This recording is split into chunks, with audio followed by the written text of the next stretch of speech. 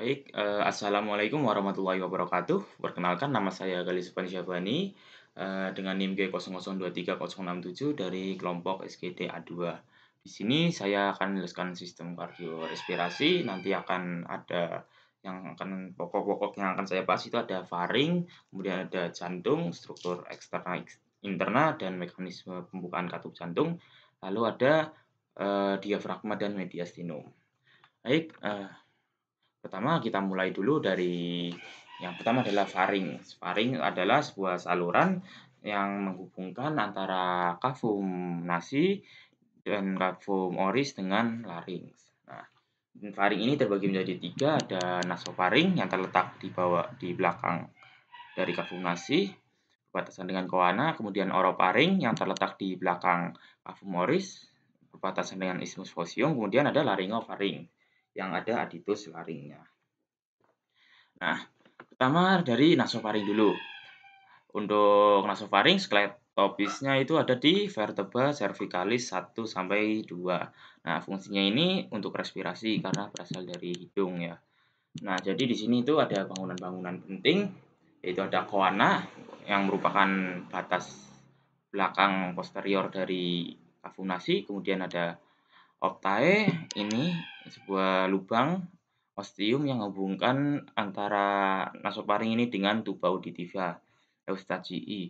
Nah, kemudian ada tonsilla pharyngea. Tonsilla pharyngea itu ini, pharyngea tonsil, kemudian ada torus tubarius, torus levatorius di sekitar sini.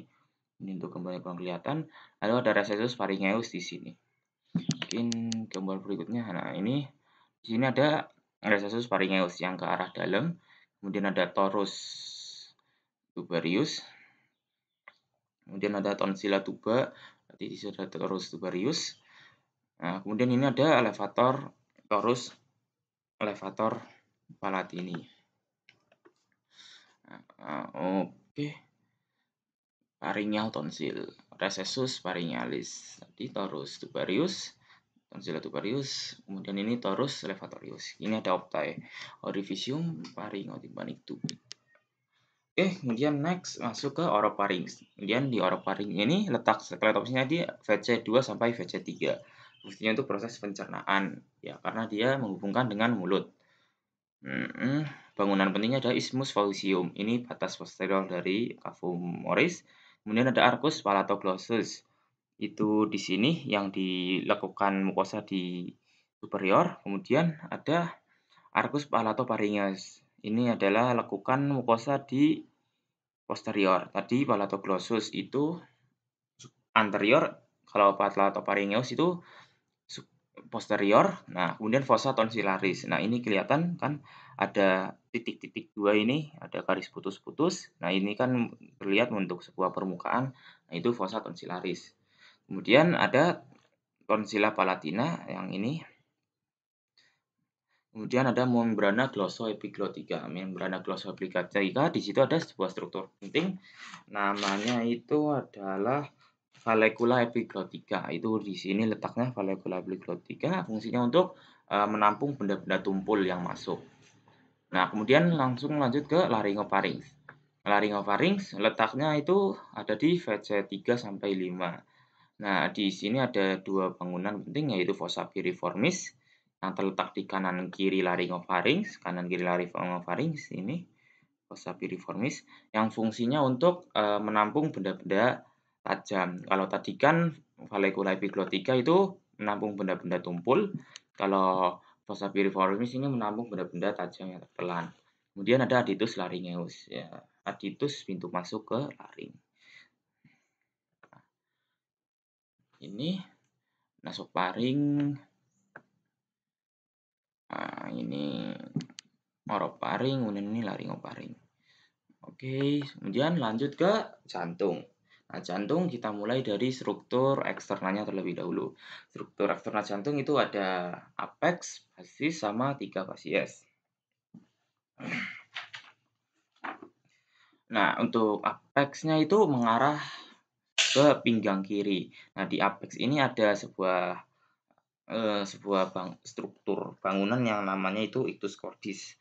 Nah, ada teraba sebuah denyutan nadi itu namanya ictus cordis, ada di ictus cordis. Kemudian ada basis. Basis ini mengarah ke bahu kanan, ke arah craniolateral dextra basisnya. Kalau ini kan enggak, ini belum kelihatan. Ini kemudian di basis ini yang tampak dari basis itu atrium sinistrum. Nah, dan sebagian kecil atrium dextrum. Nah, kalau apex ini yang tampak ini adalah ventricle sinister. Kemudian lanjut ke facies. Di fasiesnya ini ada 3, ada fasies diafragma, pulmonal, sama sternokostal. Nah, kalau yang ini itu yang kelihatan ini fasies diafragma. Yang ini bawah ini yang ke arah bawah ini fasies diafragma. Kemudian kalau fasies pulmonal berarti dia itu ke arah menghadapnya ke arah dua pulmo, ada sinister, ada dexter. Kemudian kalau sternokostal berarti dia itu di tengah-tengahnya yang menghadap ke sterno dan costa. Masing-masing mempunyai ciri khasnya sendiri. Ya, enggak begitu penting. Next, kemudian ada skeleton cordis. Ini mungkin nggak masuk, tapi dimasukkan aja. Skeleton cordis ini sebuah rangka jantung. Dia ini yang tempat melekatnya katup-katup jantung gitu, tempat pembentuk ya supaya jantung ada bentuknya. Nah, ini terdiri dari annulus fibrosus, ini yang cincin-cincin. Kemudian ada trigonum fibrosus. Ini trigonum fibrosus. Kemudian ada membran septum, membranescea. Yang ini. Ini atrioventricular, kemudian ada interatrial septum. Ini oke. Next masuk ke struktur interna. Di struktur interna ini ya ada 4 bangunan yang kita tahu, ada atrium dan ventricle, dextra dan sinistra. Atrium dexter, atrium sinister, ventricle dexter, ventricle sinister. Nah, dimulai dari atrium dexter dulu ini. Di atrium dexter ini ada 2 ruangan, ada ruangan halus dan ruangan kasar.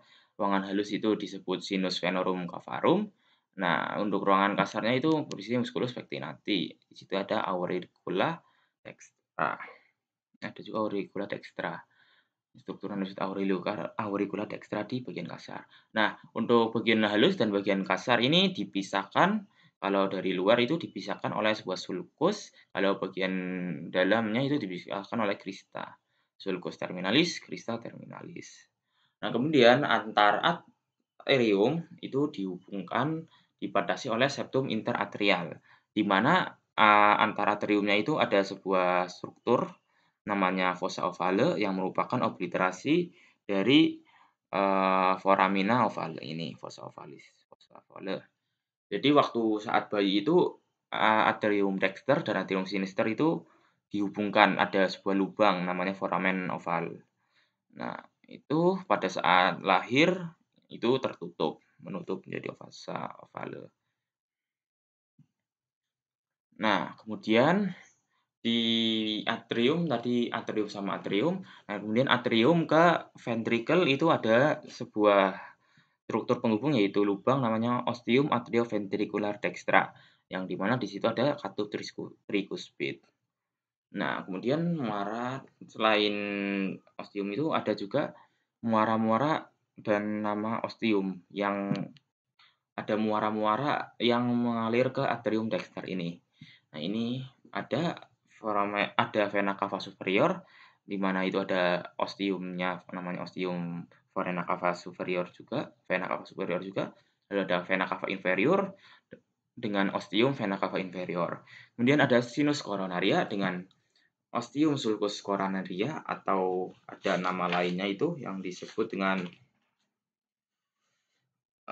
valvula tabesii. Kemudian ada vena cordis minimae dengan lubang masuknya adalah foramen venarum cavarum. Oke, kemudian itu untuk atrium dexter. Dan masuk ke ventricle dexter. Dari atrium kan bergerak ke ventricle. Nah, di ventricle ini bagian terpenting adalah trabeculum carnae. Ini sebuah struktur sebuah struktur suatu ruangan dengan permukaan kasar yang berisi rigi-rigi yang disebut trabecula carinae. Ini terdiri dari 3 struktur, ada musculus papillaris dan chorda tendinae. Nah, ini musculus papillaris chorda tendinae ini intinya ini untuk menguatkan fungsi katup. Fungsinya itu supaya katup tetap tetap katup-katup jantung itu tetap bekerja dengan baik sehingga darah yang sudah masuk ke ventricle nggak balik lagi ke atrium. Kemudian ada moderator band, bone office ini, kemudian ada rigi. Nah, seperti yang ya tadi, ini ada katup tricuspidalis, ya kan tadi udah disebutkan juga, yang mana katup-katup ini dikuatkan oleh musculus papillaris dan chordae tendinae. Nah, ventricle dexter kan kemudian akan mengalirkan darah ke pulmo. Oleh karena itu dia itu punya ostium tractus pulmonalis, yang mana di situ ada sebuah valvula semilunar pulmonalis. Di situ ada katup pulmonalis. Kemudian masuk ke atrium sinister. Kan darah dari pulmo kemudian masuk ke atrium sinister. Nah, di atrium sinister ini strukturnya itu ada sama kayak tadi atrium dexter, ada sinus venorum cavarum, lalu ada juga auricula. Nah, ini auricula sinistra. Kemudian ada fossa ovalis seperti sudah disebutkan. Nah, kemudian di atrium sinister ini dia itu akan dimuarai oleh 2 buah vena pulmodextra, ya, kita tahu. Kemudian sama 2 vena pulmo sinistra, superior dan inferior. Jadi ya ini vena pulmonalis sinistra, iya. Vena pulmonalis superior sinistra, kemudian ini vena dextra. Ya intinya kan atrium kiri itu kemudian masuk ventricle kiri, yang mana ventricle kiri memompa darah yang kaya oksigen. Dia ini menerima darah-darah yang kaya oksigen di atrium sinistra ini. Darah dari 2 buah vena pulmo, 4 pulmo dextra, 4 vena pulmo, 2 dextra, kemudian 2 sinistra superior dan inferior. Nah, kemudian lanjut ke ventricle sinistra. Nah, di ventricle sinistra ini merupakan tempat membentuk apex cordis. Tadi kan udah disebutkan di awal, apex di situ ada ictus cordis, ada denyutan. Nah, ventricle sinistra kan ini kan yang memompa darah ke seluruh tubuh. Nah, iya karena itulah di situ miokardnya lebih tebal dibanding yang lain. Karena dia ini memompa darah ke seluruh tubuh sehingga butuh tekanan yang lebih besar sehingga miokardinya lebih tebal. Nah, kemudian bagian yang masuk sebelum ke aorta itu disebut vestibulum aorta, ruangan di sebelum aorta, vestibulum aorta. Kemudian di situ ada ostium aorta yang menghubungkan dengan aorta. Ini kemudian ada musculus papillaris yang membentuk chorda tendinae, yang ini akan mengatur katup.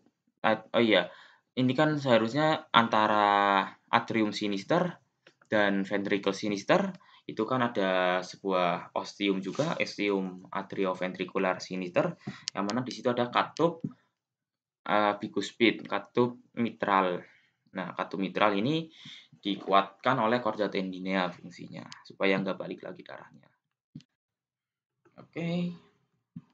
Ini adalah macam jenis-jenis valve, jenis-jenis katup, ada semilunaris, ini aorta, tadi di ventricle sinistra, pulmonalis, di ventricle dextra, kemudian ada atrioventricularis. Ada mitral yang tadi ada di antara atrium sinistra dan ventricle sinistra, kemudian tricuspid antara atrium dextra dengan ventricle dextra. Ini valva tricuspidalis. Ini valva satunya bicuspidalis mitral. Kemudian ini valvula trunci pulmonalis, ini valvula aorta. Oke. Kemudian masuk ke mekanisme pembukaan katup jantung. Nah, jadi pembukaan katup jantung ini dapat membuka katup jantung ini dapat membuka itu apabila tekanan di bagian atrium lebih tinggi daripada di ventricle. Nah, dia ini baru akan bisa membuka. Nah, jadi kan secara fisiologis kan, itu ada siklus kardiak itu ada 5 fase ya. Yang pertama itu diawali dengan fase late diastole, di mana fase ini darah mengalir dari fase di mana keadaannya itu atrium dan ventricle itu berelaksasi. Darah kemudian mengalir masuk ke atrium. Kemudian atrium kan penuh mengalir ke atrium karena katup penutup.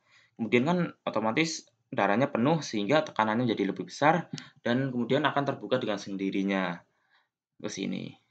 Akan terbuka dengan sendirinya sehingga masuk ke ventricle. Itu fase late diastole. Nah, kemudian saat darah di atrium sisa 20%, darah di atrium sisa 20% masuk ke fase atrial systole. Nah, maka ini menutup kembali karena apa? Ya karena ini udah sisa 20%, ini udah lebih banyak sehingga tekanannya lebih tinggi di sini. Karena itulah atrium mulai berkontraksi. Sehingga darah yang di atrium bisa kekirim semua ke ventricle. Kemudian masuk ke fase isovolumic ventricle. Nah, kalau ini udah bukan katup atrioventrikular lagi, tapi masuk katup semilunar. Nah, di awal-awal itu ventricle di kontraksi awal-awal itu tekanan yang dihasilkan itu nggak begitu besar sehingga nggak bisa langsung membuka katup semilunar. Nah, sehingga perlu dikumpulkan dulu kekuatannya, kemudian baru masuk ke fase ventricular ejection, di mana kontraksinya sudah cukup kuat dan baru bisa kebuka. Gitu, dan kemudian akan balik lagi, darahnya masuk ke atrium dan akan mengulangi siklusnya seperti itu. Jadi intinya mekanisme pembukaan katup jantung adalah saat tekanan di atrium lebih tinggi daripada tekanan di ventricle, gitu. Dan yang paling mengaruhi adalah tekanan, bukan volume darah. Ada juga kadang situasi di mana padahal volume darah di atrium lebih tinggi, tapi di volume darah di atrium tinggi, namun tekanannya itu masih tinggian di ventricle. Nah, pada saat itu tetap aja katup ini tidak akan terbuka. Jadi yang paling pentingnya adalah tekanan di atriumnya itu harus lebih tinggi daripada tekanan di ventricle kalau membuka. Gitu. Nah, kalau saat tadi di mana volume darah tinggi, tapi volume di atrium tinggi tapi ininya belum buka, itu ada fasenya namanya fase isovolumic ventricular relaxation. Kemudian masuk ke diafragma.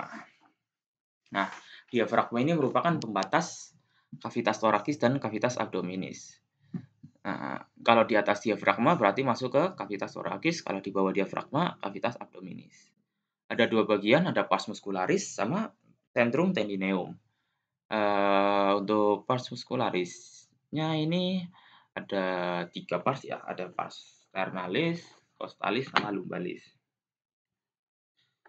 Nah, ini tadi muscularis itu kan perifer di tepi-tepi. Pars sternalis itu ini ada namanya bangunan penting trigonum sternocostalare yang dilewati oleh arteri vena epigastrica dan pars limfatika. Ini trigonum sternocostalare di sini. Jadi sternalis itu ada di sini. Kemudian pars costalis, ini bentukan kubah diafragma. Ya, di sinilah di costa. Ini pars costalis. Kemudian yang terakhir ada pars lumbalis. Pars lumbalis ya di bagian lumbal. Di situ ada ligamentum arcuatum mediale dan ligamentum arcuatum laterale. Ini yang mana merupakan penebalan dari musculus psoas major dan quadratus lumborum. Ini psoas major menebal menjadi arcuatum mediale, kemudian quadratus lumborum menebal jadi ligamentum arcuatum laterale. Nah, kemudian di lumbalis ini juga akan membentuk dua crura dextra sinistra ini, yang mana crura dextra sinistra ini akan bersatu membentuk ligamen arcuatum medianum. Ligamentum arcuatum medianum yang mana itu letaknya itu ada di ventral dari aorta sehingga membentuk hiatus aorticus. Yang mana bentuk hiatus aorticus seperti itu. Nah, kemudian sentrum tendineum. Sentrum tendineum sentral yang tengah-tengah ini. Nah, jadi sentrum tendineum itu ada bangunan penting 4 kalau di sini. Ada 3 itu ada hiatus aorticus, sebuah lubang, ya pintu masuk, saluran masuk lubang gitu. Hiatus aorticus tinggi VTH 12, yang mana ini dilalui oleh aorta, ductus thoracicus, dan vena acicus dan hemiacicus. Kemudian ada hiatus oesophagus, yang ini setinggi VTH 10, dilalui oleh tadi kan aorta 12, ya ini 10. Kemudian hiatus oesophagus dilalui oleh esophagus, terus ada nervus vagus, kemudian ada ramus esophageal, ada arteri gastrika sinistra. Kemudian ada foramen vena cava morgagini di setinggi VTA 8 yang dilalui oleh vena cava inferior, nervus phrenicus dexter, dan vasa lymphatica. Terus ada trigonum sternocostallare. Ini di sini tadi kan. Nah, ya oke. Sentrum tendineum itu intinya ada yang paling penting itu ada 3 ini, hiatus aorticus, hiatus oesophagus, foramen vena cava morgagini. Untuk ketinggiannya urut kan 12, 8, 12, 10, 8. Dan untuk vaskularisasinya ini ya tinggal arteri, namanya diafragma kan pren kalau bahasa Latinnya. Jadi arterinya ya arteri prenica inferior, superior, perikardioprenica, musculoprenica. Kemudian untuk venanya itu paralel dengan arterinya. Lalu inervasinya itu oleh sama gampang prenicus arteri nervus prenicus. Oke. Vaskularasi. Nah, kemudian lanjut ke mediastinum. Ini adalah sebuah ruang dalam kavitas torakis antara kedua kavitas pleura. Jadi itu kan ada paru kanan, paru kiri. Nah, di tengah-tengahnya itu ada ruang. Nah, itu yang disebut mediastinum. Nah, mediastinum itu dibagi oleh sebuah garis, sebuah bidang, namanya bidang transverse thoracic plane. Nah, bidangnya itu membentang dari angulus ludovici, angulus sternalis ke diskus intercalatus antara VTH 4 sampai 5. Nah, ini namanya thoracic transversus thoracic plane bidangnya. Ini membagi mediastinum menjadi 2, yaitu superior dan inferior. Nah, lalu yang inferior itu dibagi menjadi 3, ada anterior, media, sama posterior. Nah, untuk yang superior itu isinya ada letaknya berarti di atas bidang tadi, di atas transversus thoracic plane ada thymus, trachea, esophagus, aortus aorta, kemudian ada vena brachiocephalica dextra sinistra, kemudian ada vena intercostalis superior sinistra, kemudian ada vena cava superior, ada nervus vagus, ada nervus laryngeus recurrens, ada nervus perennial.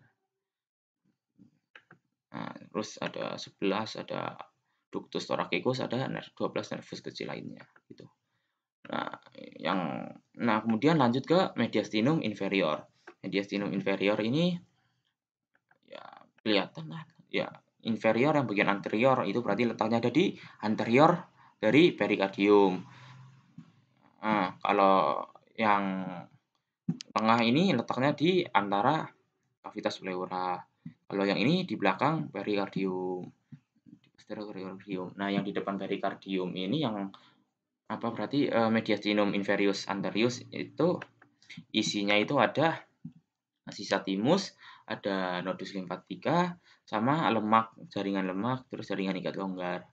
Nah, kemudian kalau yang ada di media, isinya ini berarti ada jantung, ada perikardium, kemudian ada pangkal aorta, kemudian ada arteriol, ada venol pulmonalis, ada vena cava, dan bronchus primari. Kemudian untuk bagian posterior berarti ada esophagus, ada aorta thoracica, ada vena acicus dan hemiacicus, ada ductus thoracicus, nervus vagus, bronchus sympathicus, dan nervus planicus. Oke, mungkin sampai sini penjelasan materi yang bisa saya sampaikan. Untuk sumber-sumber pustaka dari gambar ini sudah saya cantumkan masing-masing di bawah gambar. Secara garis besar saya ini menggunakan, Nether, kemudian Gatemore, dan Indonesian Grey Anatomy punyanya Drag RL ya. Mungkin saya kebanyakan menggunakan dari 3 sumber itu. Mungkin sekian, penjelasan materi yang bisa saya sampaikan, kurang lebihnya mohon maaf. Wassalamualaikum warahmatullahi wabarakatuh. Oke, udah semua.